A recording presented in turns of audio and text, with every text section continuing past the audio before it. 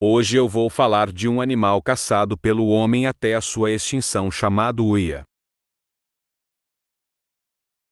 Era uma ave de plumagem azul escura metálica, com uma iridescência esverdeada na superfície superior, especialmente na cabeça. As penas da cauda tinham uma larga faixa branca nas pontas. Foi notável por ter o dimorfismo sexual mais pronunciado, em relação ao formato do bico, do que qualquer outra espécie de ave no mundo. O bico da fêmea era comprido, fino e arqueado para baixo, enquanto o do macho era curto e robusto, como o de um corvo. Os machos tinham 45 centímetros de comprimento, enquanto que as fêmeas eram um pouco maiores. Ambos possuíam uma distintiva carúncula arredondada e de cor laranja brilhante nas bases laterais do bico. Indivíduos imaturos tinham pequenas carúnculas pálidas, uma plumagem sem brilhos salpicada de marrom, e uma coloração vermelho acastanhada em direção às pontas brancas das penas da cauda. O bico da fêmea jovem era apenas ligeiramente curvo. Os nativos maoris chamavam determinadas uias de uiariki, que significa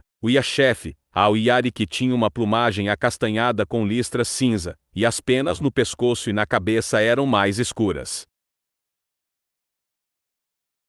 Eram onívoras e comiam insetos adultos, larvas e aranhas, assim como os frutos de um pequeno número de plantas nativas. Machos e fêmeas usavam seus bicos para se alimentar de diferentes maneiras. O macho usava seu bico para esquadrinhar madeira podre, enquanto o bico mais longo e flexível da fêmea era capaz de sondar áreas mais profundas.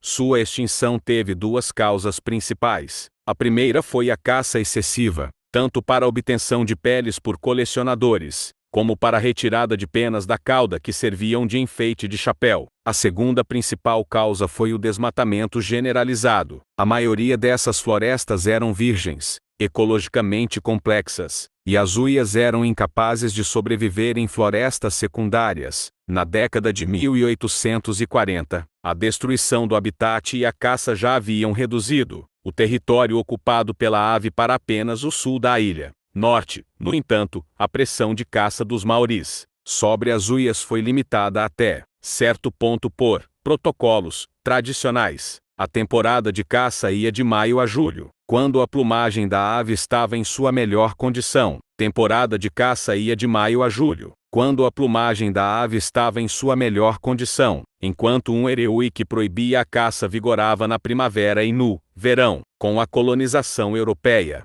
a população de uias começou a declinar substancialmente, devido principalmente a dois fatores bem documentados: desmatamento e caça excessiva. Um desflorestamento massivo ocorria na Ilha Norte, particularmente nas terras baixas do sul da Baía de Roque, de Manauatu e de Wairarapa, na medida em que os colonizadores europeus limpavam a terra para uso agrícola, uma vez que só podia viver em florestas virgens onde havia árvores antigas em abundância, cheias de larvas de insetos que perfuravam a madeira apodrecida. Aparentemente, a ave não conseguia sobreviver em florestas secundárias, embora a parte montanhosa de seu antigo território não tenha sido desmatada. As florestas das terras baixas dos vales foram destruídas sistematicamente. A perda deste habitat teve, sem dúvida, um grave impacto sobre as populações de uias, pois a remoção da vegetação nessas áreas impedia que o pássaro usasse as planícies como refúgio durante o inverno para escapar da neve em altitudes mais elevadas. A predação por espécies de mamíferos invasores, como os ratos trazidos nos navios, gatos e mustelídeos, foi um fator adicional na redução do número de uias.